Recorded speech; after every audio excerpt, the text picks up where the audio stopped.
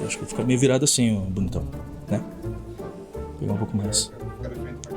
Né, você viu? Tô ficando profissional nisso. Você colocou a Star no seu carro, você vai voltar Eu com coloquei no multa. estacionamento. Eu não sei colocar Star aqui. Eu levei multa da última vez.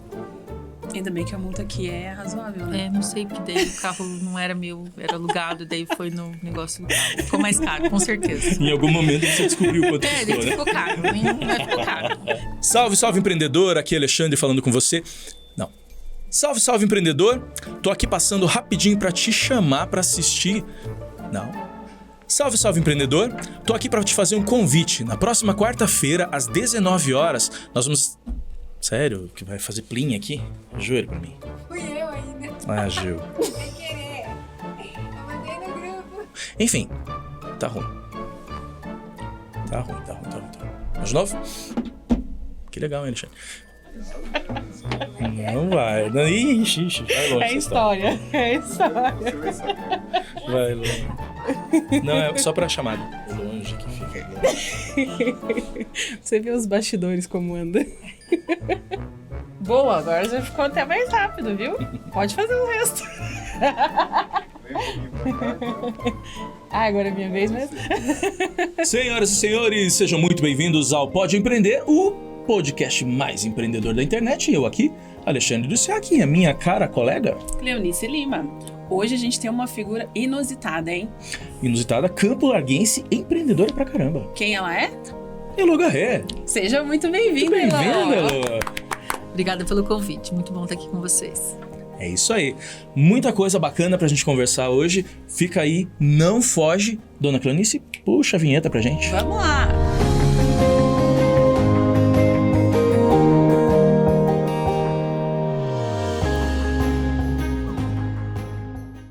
Você colocou Star no seu carro, você vai voltar Eu com coloquei no multa. estacionamento. Ah, então tá bom. Eu não sei colocar Star aqui. Eu levei multa da última vez. Ainda bem que a multa aqui é razoável, né? Não sei, porque daí o carro não era meu, era alugado, daí foi no negócio do carro. Ficou mais caro, com certeza. Em algum momento você descobriu quanto Daí custou, né? ficou caro, não ficou caro. Não valeu a pena. Tá certo, Aí tá hoje eu tudo deixei bem. no estacionamento. Não, e aquele dia que a gente foi lá naquela No visita Lid. que a Fábio bateu o carro, mas que rolo, cara. Sério? Nossa. E ela bem tranquila. Não, eu tava indo aí, bati o carro, mas tá tudo bem. Tô chegando. Eu falei, como assim? Tô chegando, cara. Vai cuidar da tua vida. Nem, tô aqui, eu tô indo. Eu ando correndo mesmo. Bem louco. Eu gosto dela, que é muito despachadona. Eu gosto de gente despachada. Assim.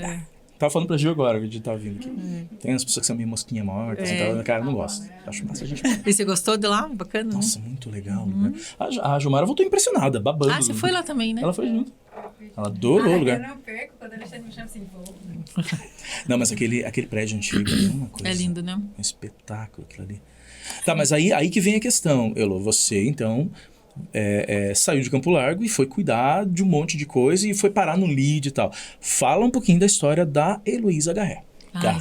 Por onde começar, né? Por onde É muita começar. coisa. Bom, pra começo de conversa, você, embora não more hoje em Campo Largo, você é campolarguense. Sim, sou daqui, nasci no Jardim Social. Jardim Social. Nasci aqui. E aí, como é que foi a vida? Como foram as coisas? Você já era empreendedora nessa época? Não era? Trabalhava com outras coisas? Conta um pouquinho da tua história. Comecei a pra gente. trabalhar muito cedo. Comecei a trabalhar, acho que eu tinha 12, 13 anos. Comecei a trabalhar como uma babá e como diarista. No Jardim Social, com uma vizinha que precisava que alguém cuidasse das crianças, cuidasse da casa, e fui trabalhar com ela. Que idade você tinha? Desculpa. 12, 13 anos. Bem novinha ainda. Bem novinha. E aí, com 14 anos, eu pedi emprego no Jornal Metropolitano, que ficava aqui na praça. Eu estudava no Sagrada e passei a pedir emprego no jornal. E aí, a partir dali que eu fui começando a trabalhar, vendo que eu gostava de comunicação, vendo que eu gostava de jornalismo. Então, eu sempre trabalhei. Eu amo trabalhar e já tenho aí muitos anos que eu trabalho. Isso, então, não entrega. não vou entregar, mas é muitos anos que eu trabalho. Então, eu sempre trabalhei com comunicação, sempre gostei muito de trabalhar e sempre eu fiz o que eu gostava, né? Então, trabalhei no jornal, trabalhei na Folha, trabalhei na prefeitura, na comunicação. Fui recepcionista do Hospital do Rossio, quando ainda era o hospital antigo, que foi um emprego para eu pagar o primeiro ano da faculdade. E aí, do Rossio, eu fui trabalhar em Curitiba. Daí que eu comecei a ir para Curitiba. Acho que eu estava no meu segundo ano de faculdade, que eu fui trabalhar na FACIAP. Eu trabalhei na Cicla também, fazia freela para a Cicla. Olha lá. Acho que A tua foi formação é jornalismo, né? jornalismo, aham. Então, na verdade, só para a gente contextualizar, você que está assistindo aí, de repente você não entende, quando ela fala de FACIAP, você está falando da Federação das Associações Isso. Comerciais do Paraná. Isso. Né? E quando ela fala de Cicla, você já sabe que é a Cicla, né?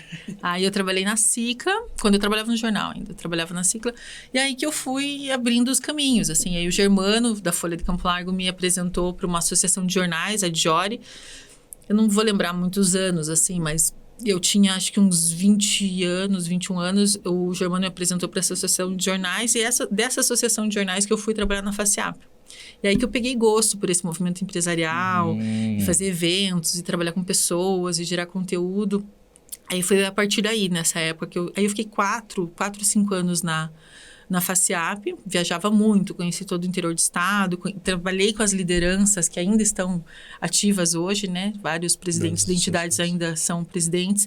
Então, por aí que começou a minha carreira, né? Essa minha ida para o empreendedorismo. Ali você foi conhecendo, então, essas lideranças e foi se envolvendo. Isso. Você fazia o quê? Era um comercial, mas Eu fazia comunicação. A comunicação.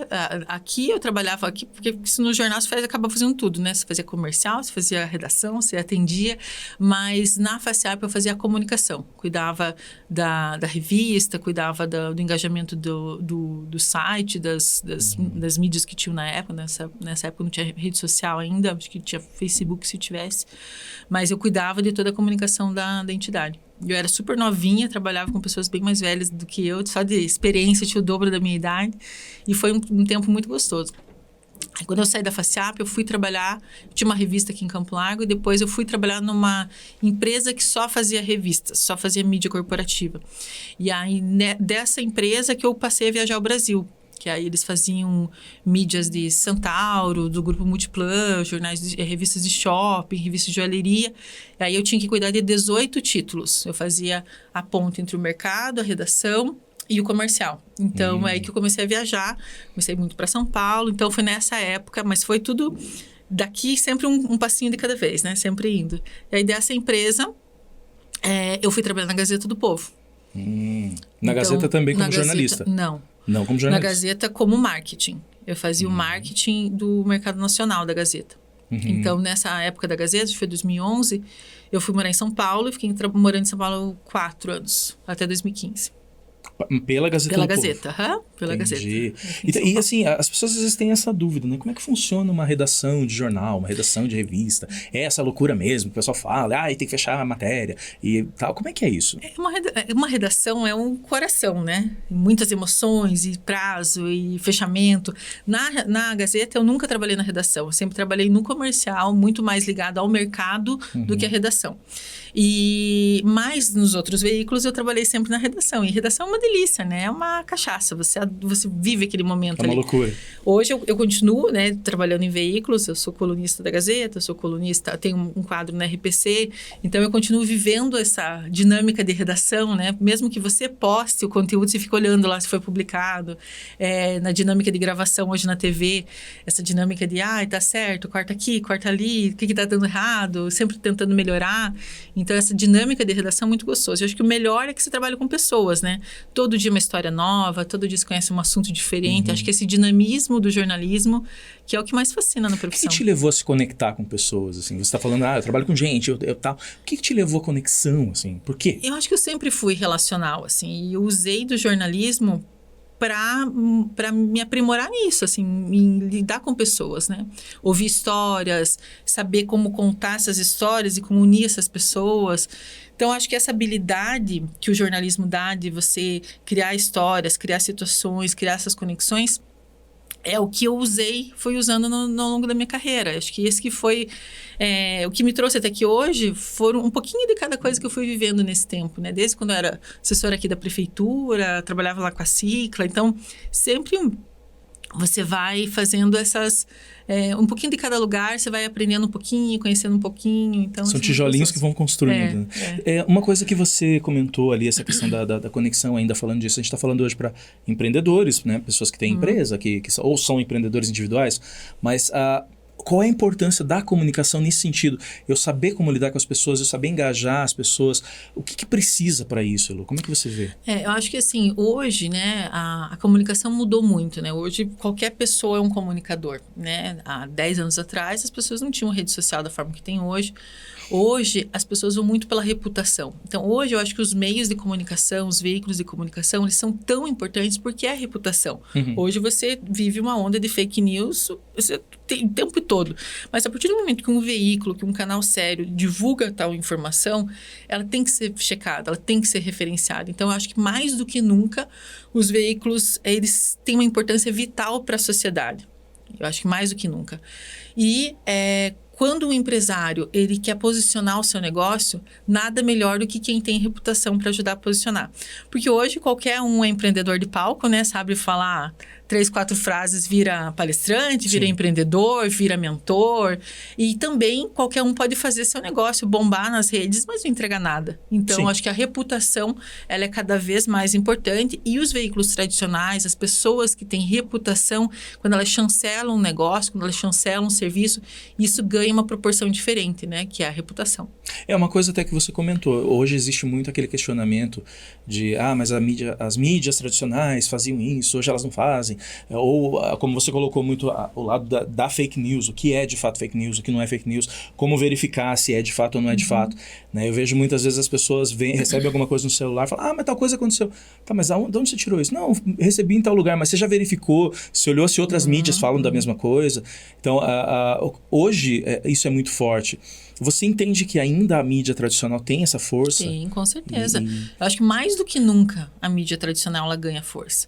No momento que o país está polarizado, que as pessoas, todo mundo agora virou... influencer, né? De alguma forma. Todo mundo virou influencer, todo mundo virou analista político. Acho que neste momento as mídias tradicionais ganharam uma força como nunca tiveram. Porque é checado. Assim, a partir do momento que eu, jornalista, dou minha cara a tapa e falo de uma verdade ou de uma mentira numa rede, numa mídia, seja ela minha privada ou corporativa, eu estou referendando aquilo. É minha cara que está fazendo aquilo, ou o meu redator que assinou por aquilo. Então, isso que eu ia te perguntar. Isso é o peso da notícia. Agora, e tanto que a gente hoje tem agências de checagem de notícia que a gente não tinha 5, 6 anos atrás. Então, hoje a gente vive um grande movimento pela comunicação de fato, né? Pela veracidade da comunicação. Mas hoje, ainda as linhas editoriais, você tem, de fato, linhas editoriais um pouco mais... Pegando politicamente falando, uma um pouco mais de esquerda, uma mais de direita e tal. Com certeza. Isso existe, mas como é que você enxerga isso? Agora, os achismos da vida, né, eu imagino que assim, a notícia deveria falar por si só. Então, assim, caiu um gato de cima do telhado. Ok, isso é a notícia. Mas aí você tem algumas mídias, por exemplo, que caiu do telhado porque não sei lá, caiu do telhado porque o dono. Então, assim, é esse lado de você trazer, de repente, mais opinião do que exatamente a informação. Eu acho que os veículos, de uns 15, 20 anos para cá, eles passaram por um movimento de estar mais claro. Hoje está mais claro. Você sabe que tal veículo é de esquerda, tem um posicionamento ideológico, tem um posicionamento político e está tudo bem. Eu prefiro ver esta notícia do que a outra notícia. Entendi. Então, e a partir do momento que o jornalista escreve, edita, faz a sua sketch de TV ou de rádio, ele tem opinião. Você escolhe onde você quer colocar a vírgula. E uma vírgula faz toda a diferença numa frase. Então, não existe... existe fato. Agora, sempre tem uma questão da parcialidade ou da imparcialidade. Um prisma, né? Ele sempre vai passar por um prisma. Por isso que é tão importante, né? As pessoas não valorizam tanto do jornalista, hoje qualquer um é comunicador.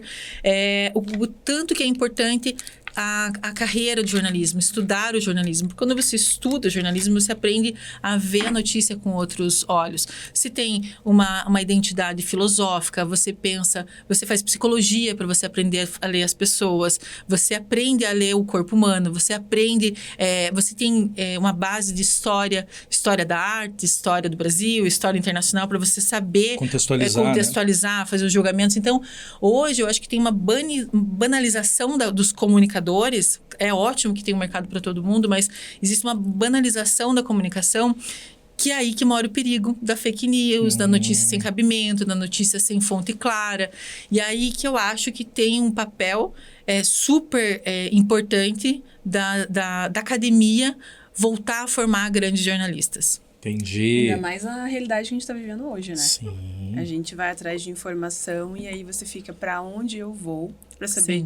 que é concreto ou é só uma opinião.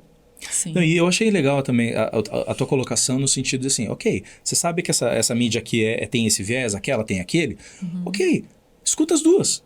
Exato. Escuta Sim. essa, escuta aquela, junta as informações e tira a sua conclusão. Eu acho que talvez, Elo, a impressão que eu tenho é que falta para o brasileiro, né, o brasileiro mais médio, usar um pouco mais a cabeça. Parece que as pessoas têm preguiça de pensar. Sim. Né? Então elas acabam engolindo com farinha, como dizem os mais antigos, e tá tudo certo, vai, é assim, foi assim que falaram. Daí às vezes o pensar e o questionar. É aquele contexto da sociedade pão e circo, né? Então, assim, Exato. você não...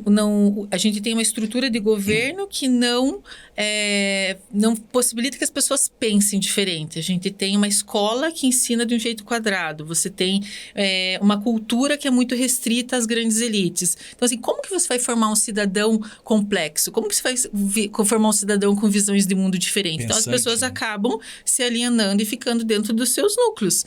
Mas o mundo é incrível. O mundo tem uma diversidade gigante. Então, como que você olha esses diferentes vieses do mundo? Isso você só consegue com estudo, cultura e educação. Perfeito. Então, é diferente, né? Como que você vai formar uma massa crítica se você não tem instrumento para isso? Se você não lê, se você não ouve, se você fica se informando pelo WhatsApp e pelo Instagram. Não existe. Você não forma massa crítica. Ou bebe de uma fonte só, né? Que eu acho que é muito complexo isso Exatamente. também, né? É importante você diversificar, buscar. Existem mais flores no jardim e a gente às vezes fica só naquela. Sim, né? com certeza. Aliás, você colocando isso também, a impressão que eu tenho é que isso vai também para o empreendedorismo.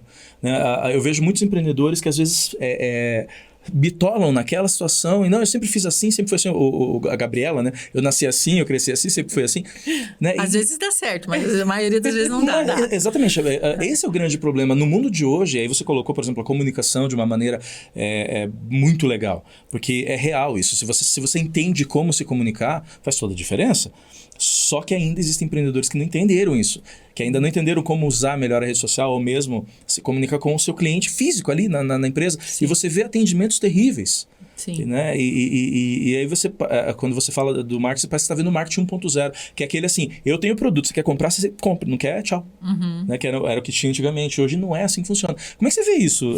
Eu acho que a gente tem sempre dois caminhos, né? A empresa, o empresário que ele não quer, ele tem que estar de olho no seu concorrente, ele tem que se relacionar com o concorrente, ele tem que saber aonde estão os pontos falhos dele, os pontos fortes, aonde ele pode melhorar. E isso ele só consegue se ele abrir a cabeça, se ele participar de grupos como associações como a Cicla, que você consegue interagir com outros empresários, conversar, ter mentores, ter pessoas que ajudam você a ver, putz, será que esse é o melhor caminho? Será que por aqui não é melhor?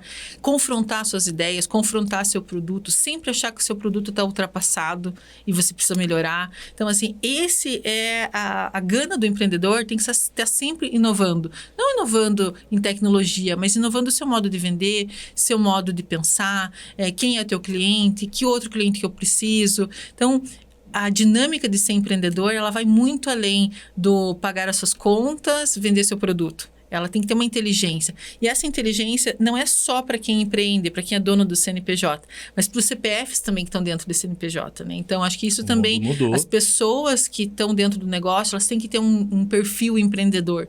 Então, isso faz toda a diferença. Eu estou vendendo, estou batendo meta. Mas como que se eu estou batendo a meta, como que eu faço para ampliar essa meta? Será que a meta está certa? Será que não tem um nicho de mercado que a gente pode extrapolar e ir para um produto novo? Então, acho que as pessoas que formam esse time também.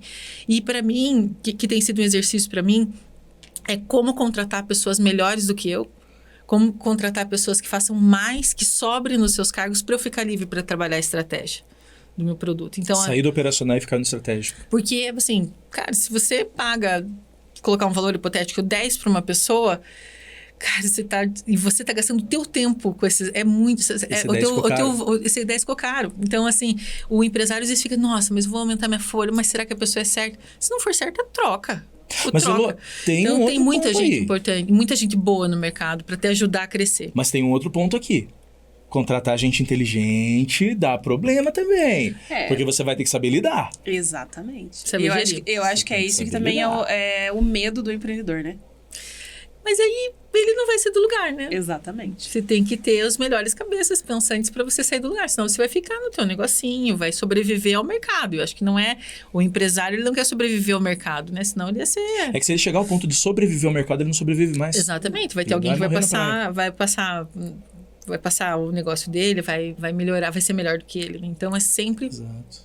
essa busca do mais, assim. Eu vi uma vez uma entrevista do Roberto Justus. Eu sou bem fã dele. Eu acho que o cara tem uma cabeça muito visionária. E ele falando da Grupo Newcom, imenso e tal. E ele falando assim, eu não sou publicitário. Se você me falar, faça uma campanha, eu até sei fazer, porque eu já vi fazerem tanto que eu até sei fazer. Mas eu não sou publicitário. Porém, eu tenho os melhores profissionais comigo. Né? E aí ele vai, mas você fica contratando gente melhor que você. Ele falou, exatamente. A jogada tá em trazer gente melhor do que eu e ficar essas pessoas abaixo de mim. Eu consegui gerir, trabalhar com essas pessoas. E eu acho que tem muito empresário que tem medo de contratar uma pessoa boa. Um cara muito, com a cabeça muito livre. Porque o grande problema, assim, uma coisa é você ter gente bitolada que você fala, ó, pega esse copo e leva pra lá, ele pega o copo e leva pra lá. Outra coisa é você dizer pra ele, pega esse copo. Mas por que eu tenho que levar pra lá? Se eu deixar ele aqui, ele vai funcionar melhor que isso, porque isso. E alguém te questionar, né? Mas eu sou dono da empresa, vai me questionar. Né? Então, é perigoso, na verdade, né? Você tem que estar preparado, tem que estar aberto, né? Mas aí o empreendedor tem que ir atrás de liderança, né? Sim. Desenvolver. Preparação, na verdade, né? Ele vai ter que se preparar, ele vai ter que estudar. Aliás, o que a gente vê muito, a gente comenta bastante aqui, é aquela coisa do profissional. Né? Ele se formou, eu me formei em educação física. Acho muito legal, amo educação física. Ok, a partir do momento que eu abri uma academia, eu não sou mais educação física, agora eu sou um gestor. E aí? Você falou que você chegou e você precisou mapear os lugares que você ia, quem você tinha que conhecer. Cara, que genial Estratégia, isso. né? Que estratégico, Estratégia. né? E assim, Essas estratégias você já tinha antes, desculpa. não, vai. Não, assim... Ou você foi criando de acordo com, preciso chegar lá, preciso criar Não, estratégia. eu tinha... O meu salário não dava para pagar meu aluguel. Eu tinha um custo de vida altíssimo e eu queria manter meu padrão. Eu cheguei e falei, como que eu faço para bater meta, triplicar minha meta, quadruplicar minha meta? Eu tenho que chegar nesses clientes. Tá, quem são os decisores desse cliente? Tá, esse cara é o dono do dinheiro, esse é o cara da necessidade, esse é o cara que tem autonomia para decidir. Então, onde essas pessoas estão? Um é professor no INSPER, o outro participa do LEAD, o outro, sei lá, vai ser mentor em tal projeto, tal curso. Mapeei. E aí, dentro desse mapeamento, eu fui chegando nas pessoas que decidiam. Senão, eu ia ficar batendo na porta da agência, apresentando Media Kit para analista de mídia, né? Então, aí eu fiz um plano, uma estratégia para chegar nos decisores, quem ia realmente decidir sobre o produto, as ações que eu fazia. Então, foi um planejamento muito estratégico, assim, de como chegar. Uma inteligência mesmo de como chegar, né? Sim. Eram contatos intencionais. Intencionais e muito Quão claros. importante é o networking nesse sentido? 100%, né? Eu acho que o network, ele liga todas as pessoas, assim, independente se você é uma pessoa relacional ou não, se você for relacional, se você for comunicativo, você vai ter mais habilidade ou não. As pessoas, né? Todos os negócios, quem está por trás ou está à frente do negócio é um CPF. Então, é muito importante que as pessoas se relacionem com pessoas. A não ser que você seja um programador. Até se você for um programador, você vai ter um chefe que é uma pessoa, né? Ou vai se relacionar com você como... Então, você precisa... A gente somos seres vivos, orgânicos. E a gente precisa se relacionar com pessoas. Então, o network, eu acho que ele é tão importante para você ter relações saudáveis. Estar em ambientes que são saudáveis para o teu negócio, para a tua vida, né? Você é o meio que você está inserido. Então, se eu estou no meio de pessoas que são baixo astral, que são corruptas, que estão falidas, que não querem melhorar na vida, eu vou ser isso, né? Eu vou ser esse mar de coisa ruim. Agora, se eu vejo um ambiente onde tem prosperidade, tem pessoas boas, tem pessoas com energia para cima, opa, eu vou estar mais para cá. Então, eu acho que o network, as relações humanas, acho que não é o network, assim, as relações humanas, elas são feitas pra gente melhorar, pra gente evoluir. Quando você toma um café com alguém, quando você conhece alguém, você nunca fica a mesma pessoa. Você sempre vai aprender um pouquinho, você sempre vai ter uma entrega É uma troca, né? É uma via de mão dupla, né? Então, acho que as relações, não o network. O network é uma coisa muito... Hoje você tá a um clique de qualquer pessoa, né? Você conecta no Instagram, você conecta no LinkedIn, você está conectado. Mas será que essa conexão, ela é valiosa a ponto da pessoa te retornar, da pessoa saber quem você é? Eu acho que esse é o ponto de criar relacionamento e não network. Eu acho que o network, ele é muito vazio. Talvez ele seja só o começo de algo a mais. Eu acho que você precisa criar relacionamentos. As pessoas têm que saber com quem elas estão falando, com quem elas estão se relacionando, o que você pode entregar para essa pessoa. Não ser aquela relação só de sugar do outro, né? Ou querer vender, ou querer se aproximar com algum interesse que não é claro. Acho que tem que ser sempre transparente. Acho que as relações, elas se tornam verdadeiras, elas ganham corpo quando elas são cada vez mais humanas e mais com sentido, né? E isso vale em todos os sentidos, né? Você não está Sim. falando só de negócios, né? Com os amigos, com profissionais, Família, com enfim. mentores, né? Sempre você tem que deixar claro qual é a tua intenção. Exatamente. E como mulher, vocês viu alguma dificuldade nesse caminho maior do que homem ou não? Foi... Olha, eu acho assim, eu não gosto dessa vitimização da mulher. Eu Sim. acho que a gente pode estar onde a gente quiser. Mas, às vezes, o caminho é mais difícil. Sim. Né? Às vezes o caminho é mais tortuoso, mais difícil. Com certeza, assim, passei por várias situações, né? De me menosprezar por eu ser muito jovem, ou me menosprezar por eu ser bonita, ou achar que para mim é mais fácil porque eu tinha uma aparência que era apresentável. Achar que por eu ser muito jovem eu não tinha capacidade para entrega, ou que, nossa, mas porque... outra questão, por ser mãe. Mas você é mãe, como que você vai dar conta? Tipo, daí se pergunta pro homem, né, se ele tem 3 filhos e vai dar conta. Então, eu acho que, assim, a mulher ela tem que estar sempre se provando a mais, ela tem que sempre estar fazendo a mais. Mas eu não gosto dessa vitimização da mulher, de, mulher tem tripla jornada, né? Cara, você escolhe, se quiser ser dedicado, você e vai ser super feliz. Se quiser ser executivo, você vai ser feliz. Então, assim, eu não gosto dessa vitimização. Sim. Mas, claro que é diferente. Para a mulher, o caminho, ele é um pouco mais difícil, mas é ótimo. Com certeza. Tem umas pedrinhas a mais. Né? Mas eu acho maravilhoso. Mas se você fala isso... desafio, né? E assim, até a Elo comentando essa questão da mulher, quer queira ou não, né, eu acho que nunca, talvez, não diria na história do mundo, mas pelo menos aquilo que a gente conhece de perto, nunca se viu tanto o empreendedorismo feminino. Como as mulheres, de fato, estão tomando a frente, estão indo para cima do mercado, para cima das ideias, e é muito legal de ver isso. Porque até então, se você pega, sei lá, 20, 30 anos atrás, era bem mais difícil, né? Geralmente era a mulher que ajudava o marido que abria a empresa. Hoje, na verdade, não. ela era, muitas vezes, a cabeça da empresa, mas quem assumiu o CNPJ era o marido. Algo assim. Né? E assim, quer queira ou não, ela tinha que cuidar da empresa, do marido, da casa, dos filhos. Ela continuou fazendo tudo isso. Não deixou de fazer. Só que é legal que hoje você vê a mulher na frente. Exato. Né? E assim, falando na própria Cicla, a gente vê muito isso. Grande parte dos novos associados que vêm chegando são mulheres e elas estão indo para cima, vindo. E aí ou você fica naquela história assim, mas é mulher, então vai abrir lojinha, vai abrir salão de cabeleireiro. Não, eu acho que não. É muito legal quando você vê uma mulher, né, um head numa empresa, tocando projetos grandes e tal, né? E como é legal que isso cresça, que isso aconteça ainda mais. Né? Quando você coloca de segregação, né? Não tem que segregar. Né? Pelo contrário, você tem que incluir, tem que estar todo mundo junto, ombro a ombro. Não é para ser mais nem menos, é para estar junto. E é super legal, porque mesmo que essa mulher abra uma lojinha ou abra um salãozinho, essa lojinha pode se tornar uma rede de lojas. Exato. Esse salãozinho pode ser uma escola de formação de novos profissionais e mudar a realidade de mulheres. Então, assim, mesmo por menor que seja o negócio, ele pode ser transformador, né? E a mulher, ela tem uma característica quando ela empreende que é o cuidado. A mulher não faz mais ou menos, ela faz muito bem feito sempre, né? Ela é detalhista, ela cuida, ela tem uma questão de sentimento pelo negócio que é diferente. Tanto que você vê que a falência de empresas lideradas por mulheres é menor do que dos homens.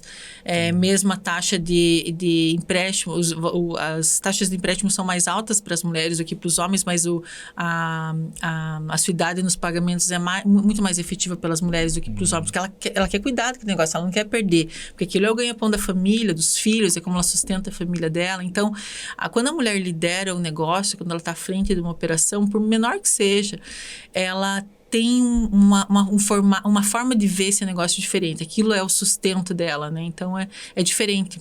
A mulher empreende. E eu noto muito a força da mulher no associativismo também. A mulher tem, parece que, uma propriedade de conectar-se mais facilmente que o homem. Sim.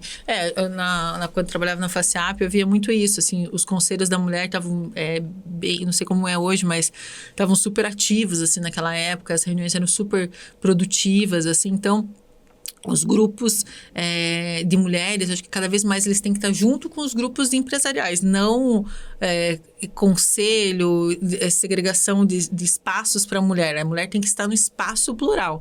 Acho que isso tem que cada vez ganhar mais força. Acho que já passou aquela época de separar as mulheres num cantinho, elas têm que fazer parte desse todo, né? Eu acho que isso eu tenho visto um movimento no mercado e nas entidades muito nesse sentido. Tem sido bem positivo. Até a Cleo faz parte da Cicla Mulher também. E é muito o que a diretora tem falado. Né? A ideia não é segregar, muito pelo contrário. A mulher vende para homem também, para mulheres Sim. e para quem quiser comprar. A grande questão aqui, que eu acho ainda legal que existam esses grupos femininos, é porque mulheres têm especificidades. Sim. Então é legal você poder tratar... Tem que ter um cuidado diferente. Isso. Né? Você tratar aquilo que é específico da mulher, mas colocar ela no meio do barulho para acontecer. Sim. Então é muito bacana isso. E aí, falando nisso, você apareceu com esse projeto LEAD. Na verdade, ele já existia, mas você assumiu a presidência. Já há 20 anos, né? Começou em São Paulo com o João Dória. E eu passei a frequentar lá em 2011, quando eu trabalhava em São Paulo. E aí, em 2017, quando eu voltei para cá em 2015, em 2017, eu fui convidada a assumir a operação do LEAD. Eu levei o LEAD para dentro da minha agência e cuidava dos patrocínios, da agenda dos filiados, cuidava dos eventos, da comunicação. O que é de fato o LEAD? O LEAD é um grupo de líderes empresariais. É um espaço super democrático, onde a gente reúne empresas de diferentes segmentos, de todos os segmentos. Então, você tem a associação comercial que cuida do comércio, tem a Federação da Indústria que cuida da indústria, tem a Federação do Transporte que cuida do transporte, tem a Associação de Tecnologia que cuida... No LEAD é o espaço onde todos esses negócios estão juntos. Então, é um grupo de lideranças empresariais. Por quê? O objetivo é que o cara da indústria fomente o comércio, o cara do transporte seja um fornecedor da indústria. Então, o objetivo é que os empresários se unam, se conheçam, se relacionem para gerar mais negócio, para potencializar ainda mais a economia. Então, esse é o objetivo do LEAD, unir empresários para fazer negócio. Com isso, a gente faz com conteúdo super qualificado, com uma estratégia de membership, onde a gente aproxima esses empresários, e com reputação. Então, a gente cria ações para potencializar essas empresas, valorizar essas marcas. Então, isso que é o LEAD, um grupo de lideranças empresariais. Em 2017, quando eu voltei, eu atendi o LEAD como uma fornecedora. E aí fui me envolvendo com a operação, muito por conhecer desse sistema associativista pela FACEAP, né? E também entendendo o perfil, o tamanho do Paraná e o potencial que o Paraná tinha. Em 2019, eu assumi a presidência do LEAD. Então, assumi 6 meses antes da pandemia. Com um plano super audacioso de crescimento. Veio a pandemia e a pandemia... Deu aquela freada. Pra gente foi um motor de crescimento, porque a gente deixou de fazer os eventos, deixou de ser reconhecido como uma entidade que fazia eventos e passou a ser visto como uma entidade que entregava negócio. Que a gente investiu muito a nossa operação aqui no Paraná investiu em tecnologia, em fazer a aproximação desses empresários, criar um Big Data. E aí, a partir disso, a gente passou a gerar valor para o filiado e gerar negócio, independente se ele ia ou não numa agenda de evento, né? Então, isso fez que a gente crescesse bastante. Então, obrigou a reinvenção. Sim. Que bacana. E aí, exatamente, o LEAD começa a ter um formato novo. Sim. E aí ele começa a se expandir. Hoje ele é visto pelo Brasil como um dos melhores, ou mais que isso. A unidade do Paraná, hoje, ela é uma referência. Nossa unidade foi considerada agora, no mês de maio, a unidade de conceito do LEAD, né? A melhor unidade do Brasil. São 18 unidades no Brasil e 11 unidades internacionais. A gente é considerada a melhor unidade, a unidade que mais fatura, a unidade que mais entrega, a unidade que mais tem volume de filiados circulantes na operação. Então, isso dá para a gente uma responsabilidade diferente, mas também dá a gente incentiva as outras unidades a fazer diferente, a criar novos modelos. A gente mostrou que dá certo o nosso formato aqui. Então, a gente fez a Casa LEAD ano passado, que é um espaço do filiado, um espaço onde a gente faz evento, mas tem um espaço de reuniões, um espaço de convívio dos empresários. Então, ele não precisa estar numa agenda para fazer negócio ou conhecer pessoas interessantes. Ele tem um espaço para ele. Né? Aliás, a Casa LEAD, você não está entendendo, que essa casa não é a casa, não, tá? É a casa. É um casarão daqueles, caprichados, antigo, coisa mais linda do lugar. Legal. Ali no Batel, né? Isso, ali. Então, a gente mudou um pouco esse contexto e hoje a gente gente trabalha, não é uma entidade, ele é um business club, ele, assim, ele é um lugar onde quem quer ganhar dinheiro, quem quer crescer, quem quer fazer negócio, ele vai encontrar quem tem o mesmo objetivo que ele. E se não tiver esse objetivo, acaba sendo uma saída natural. Então, é um ambiente super gostoso, uma dinâmica de dia a dia super gostosa. E aí você vê as coisas acontecendo, você vê pessoas se conectando, criando novos negócios, parcerias estratégicas. No final da ponta, para mim, o que faz diferença, o que me motiva a trabalhar, no final da ponta, emprego sendo mantido, emprego sendo gerado, né? Se eu vendo um apartamento, se eu aumento a produção de uma empresa, no final da ponta, é alguém saindo da fila da cesta básica e tendo o direito de escolher o que colocar no prato da sua família. Então, para mim, esse movimento das entidades é um movimento super rico, porque você potencializa negócios e garante que famílias tenham acesso a emprego, né? Então, acho que isso que é o poder de transformação dessas entidades, como a Ciclo, como o LEAD, como outras entidades. Muito legal, né? Essa visão, né? Você enxergar dessa maneira as coisas. E até quando você fala disso, esse trabalho, essa união entre os empresários e essa visão em comum, eu acho que faz todo sentido. Porque o que acaba acontecendo ainda no Brasil é que as pessoas enxergam o empresário como o malvadão. Ele contrata, ele explora os funcionários, fica rico e vai viajar. E, na verdade, as pessoas acabam não entendendo como é custoso para o empresário. Porque, às vezes, é o cara que se aposentou, pegou toda a aposentadoria dele e abriu uma lojinha lá, abriu uma portinha para trabalhar. E, assim, ele é o cara que chega antes e é o cara que vai embora por último. Se deu errado, ele é que vai pagar o pato disso. E o funcionário, assim, show, faça só, o dinheiro tá ali. Ele que assume as responsabilidades, né? Eu acho que hoje as pessoas fogem de assumirem responsabilidades, né? Sim. É isso que faz a diferença do empreendedor e quem quer ficar no comodismo. Aliás, a definição de empreendedorismo que eu acho mais bacana é aquela que o empreendedor é a pessoa que enxerga numa necessidade, transformando em uma oportunidade. Eu acho muito legal essa visão. E gerando valor para si e para outros. Sim. E é isso. Isso você faz, tenta um CNPJ ou não. Sim. Como eu disse, os intraempreendedores, né? Tem pessoas que fazem muita diferença dentro de uma companhia, cresce, se desenvolve. Eles não têm o perfil para estar à frente do negócio como dono, mas tem visão de dono. Acho que isso que é importante também, né? A gente criar uma geração de trabalhadores, de massa crítica de trabalhadores que tenha visão de dono. Acho que aí tem um desafio aí geracional para a gente trabalhar. É uma mudança de cultura, né? Muito grande. E será que a gente deveria supor para trazer para as escolas, para a formação, sabe que ou para as empresas? Na semana passada, a gente tem alguns grupos de trabalho no LEAD, a gente tem um grupo setorial de educação. A gente reuniu grandes academias, né, membros da academia para discutir. Então, a gente reuniu Grupo Bom Jesus, Grupo Marista, FAI, Unileu, o Instituto GRPcom, várias, e também escolas de negócio, para falar sobre isso, assim, por que a gente não consegue contratar, não tem mão de obra qualificada, por que quem é qualificado não fica, a gente não consegue reter, e o que está acontecendo, né? E aí, assim, a grosso modo, a conclusão foi que nós criamos essa geração. Nós criamos essa geração neném, né? Que a gente chama de geração neném. Por quê? Porque a gente afofou muito, porque a gente não foi, às vezes, duro, ou porque a gente está querendo que a pessoa que tem uma habilidade, faça de um jeito que é o nosso jeito, não o jeito que ela tem habilidade para fazer. Então, às vezes, o problema não está na pessoa, no colaborador, está no jeito do líder não saber liderar essa nova geração. Então, a gente falou muito sobre isso, assim, e quanto a gente precisa respeitar as habilidades, porque as competências a gente forma.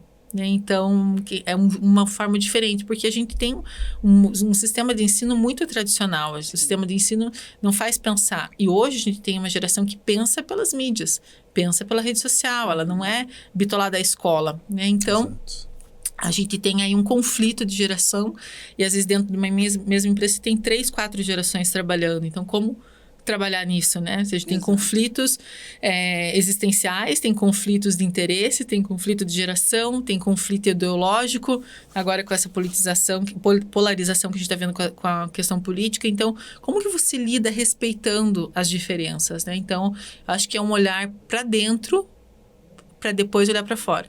E nessa reunião estava presente a coordenadora de ensino profissionalizante do governo do estado. E hoje, por exemplo, um grande problema é que não tem professores. Você tem as vagas, você tem os alunos, mas quem que quer ser professor hoje? Quem que tem orgulho de dizer eu sou professor? Eu dou aula, né? Essa é a minha vocação. Então, você também tem um apagão do setor produtivo da educação. E aí, como que você vai capacitar se você não consegue mão de obra para essa capacitação? Então, a gente está num dilema, né? Na questão da educação e da educação profissionalizante no Brasil, muito sério. Isso vai acabar se desdobrando para os próximos anos, vamos dizer, para as próximas décadas. Sim. E aí, exatamente, a gente fica meio que nesse limbo. Né? Sim. As coisas não se resolvem, não acontecem, né? Mas, enfim, é uma tendência que a gente vai ter que encontrar uma solução. Vale dizer que, assim, talvez grande parte dos próximos empregos, né, dessas crianças pequenas que a gente vê por aí, não existe ainda. Claro. Né? Claro. E é uma realidade. E aí mas essas mudanças também sempre existiram, né? Sim, Por exemplo, você cíclico, pensa né? na indústria, né? Antigamente você tinha lá 10 pessoas numa linha de produção para fazer uma peça específica que um robô faz sozinho hoje. Né? E você precisa de uma daquelas pessoas bem formada, para poder operar aquela máquina. Então, de certa forma, isso se expande, não? É cíclico, né? Então, sempre você vai ter... A inovação é isso, sempre tem coisas novas acontecendo. Mas também tem uma questão social no Brasil que é muito séria, né? A gente tem uma escola de qualidade para muito poucos e muitas pessoas boas que não têm oportunidade porque estão em zonas periféricas, porque não têm acesso à educação de qualidade. Educação de qualidade na rede pública mesmo, né? Então, a gente vê... Quando eu trabalho, eu sou até conselheira de algumas ONGs, tem um instituto que eu trabalho que é para promoção de equidade racial e para fortalecimento de pessoas que em região de periferia, em zonas periféricas. Quando se muda a realidade de uma pessoa dentro de uma família pobre, você muda a realidade da família inteira. Então, você cria... uma ruptura ali, né? Você cria quero ser como ela, eu quero dar certo como ele. Então, quando uma empresa ela tem essa consciência de dar oportunidade para minorias, seja para pessoas que estão em situação de vulnerabilidade, seja para pessoas que estão onde é mais difícil para elas, você acaba mudando a realidade, porque aquela pessoa ela vai com tanta gana trabalhar, ela quer mudar tanto, ela quer ser aquela referência, e isso transforma. Então, a educação e a oportunidade é transformadora. Então, acho que esse também é um olhar que o empresário tem que ter, porque às vezes ele está deixando uma oportunidade, mas assim, não, mas mora lá em tal lugar, é perigoso. Não, mas assim, fulano não tem informação. Cara, ajuda a formar. Ajuda, às vezes você vai ter uma pessoa ali que vai ter tanto ganho para você, até para tua... Vai se entregar tanto, né? Que vai fazer diferença. Se você muda a realidade, quando você muda a realidade de uma pessoa em vulnerabilidade, se muda da família inteira, se muda do bairro, se muda da rua, né? Então, acho que aí também tem uma questão de a gente olhar para algumas coisas que a gente vê como um problema sendo oportunidades. Só que aí é uma mudança de mindset forte que precisa acontecer no empreendedor, né? Muito. O empreendedor enxergar isso, né? Exatamente. Cléo, vamos para um bate-bola com essa moça? Já. Já. A conversa tá A tão conversa boa, tá né? boa. Que olha... Que Tamo medo aqui. desse bate-bola. Não, é bem tranquilo. É bem tranquilo. Vamos sair assim, um pouco do ar empresarial e vamos mais um pessoal. Tá bom. Eu não respeito. Algumas regras. Polêmica, Brasil. Algumas regras. Elô, respeito algumas regras. Tá vendo, filhos da Elô? Eles sabem. Eles sabem? Então tá bom. Eu não suporto. Mentira. Tenho medo de... Escuro. Olha, segundo com medo de escuro. Morro de medo de escuro. Eu tô gostando que ela é direta, ela sabe, né? Eu tenho profundo respeito por... Pessoas. Meu maior sonho de consumo é... Não sei, meu Deus. É difícil. Não sei. Pegamos ela. Ela tava indo direto ali agora. Gente, eu não sei meu sonho de consumo. Esse- Acho que poder viajar para onde eu quiser sem perguntar, sem pensar quanto de dinheiro que eu tenho na conta. Boa. Mas o Lead te permitiu fazer algumas viagens interessantes também, né? Eu me permiti, né? Eu me permiti. O Lead te puxou pra isso, então. Vamos dizer assim. Vamos dizer que por aí. Mas é por aí. Não, a Elô é uma empreendedora internacional, tá? Sim, com Não certeza. é pouca coisa, não. Você lê, gosta de ler? Muito. Adoro O que ler. você gosta de ler? Tudo. Eu leio tudo, leio ficção, leio romance, leio obras, às vezes meio autoajuda, que eu não gosto muito, mas eu leio obras empresariais, adoro biografias. Legal. Agora eu fiquei 20 dias de férias, li 2 livros. Ó, Uau! Mas tenho lido muito pouco, assim, preciso melhorar minha leitura. ó, 2 livros em férias, ou as férias dela duram 6 meses, ou se a mulher lê pra Não, caramba, 20 gente. dias minhas férias duraram. E eu não parei. Tá vendo? Uma palavra que te define. Difícil essa. Força. Uma besteira predileta. Ai, McDonald's. Morro de rir quando? Não sou uma pessoa que ri muito. Não sei. Agora tá Não bom, sei. Alexandre. Acho que eu não ri tanto, assim. Não? Devia rir mais. Aí, Olha aí, ó. fica a dica, né? Assiste um pouquinho mais de show de humor, quem sabe? Não assisto. Mas deve ser por isso. Não gosto. Mas é que ela lê. Não gosto de comédia. É. Então, de repente, umas leituras cômicas. Cômicas. Elô, empresários e empresas, normalmente, ou pelo menos deveriam, ter a sua declaração de missão, visão e valores. Missão, o que fazemos, como fazemos, para quem fazemos. A visão, como eu vou estar daqui a 5 anos, 10 anos, 20 anos. E os meus valores, o que eu faço sempre e o que eu nunca faria. Né? A Elô Garret, qual é a missão, a visão e os valores dela? Olha, que é difícil pensar da pessoa, né? Do negócio é mais fácil. Mas eu acho que a minha visão é ajudar as pessoas, né? Transformar a vida das pessoas, colocando as pessoas, unindo pessoas. Eu acho que essa é a minha visão, assim, acho que essa é a minha missão, né? Melhor. Minha missão, acho que é usar da minha habilidade de criar pontes para facilitar a vida das pessoas. Acho que essa pode ser a minha missão. Minha visão é como fazer isso de uma forma consistente e coerente com os meus valores. Porque os meus valores são inegociáveis. Perfeito. E quais são seus valores? A família, a ética, a verdade. Acho que aí tem os meus valores são em cima disso. O que você nunca faria? Nunca roubaria, nunca mataria. E acho que se corromper é muito feio. Acho que é uma dor, uma ferida que você leva por muito tempo. É sério, né? Corrupção. É. E a corrupção pode ser imensa como ser mínima. Mínima. Mas ela né? vale a mesma coisa dentro Quando de você vê que o troco tá errado e você não avisa, você está sendo corrupto, né? Você está se corrompendo. Então, é nos mínimos detalhes que está a verdade, né? Exatamente. Elô, muito obrigado. Obrigada a vocês. Conversa boa, Foi hein? uma delícia. Muito boa. Muito Conversa obrigada boa. pelo seu tempo, dedicação aqui com a Obrigada. gente. Foi muito conhecimento aí. Vocês, empreendedores, não podem perder esse episódio. Obrigada. É isso aí. Gente, é isso. Vamos ficando por aqui. Mais uma vez, a gente agradece a Elô por ter trazido pra gente esse conteúdo fera pra caramba. Aliás, uma mulher fera pra caramba também. Saiu de Campo Largo, foi voar o mundo por aí, trazer coisas novas pra si e pras pessoas em volta dela. Né? Uma criadora de pontes. Eu gostei disso aqui, vai ficar guardado pra mim. Tá bom? E você, a gente espera você no nosso próximo Pode Empreender. Curta esse conteúdo, compartilhe se você gostou, tá ok? Segue a gente aí nas redes sociais, porque é muito importante. A gente vai estar sempre trazendo conteúdos novos, tá bom? Tamo junto, um abraço, até a próxima. Tchau.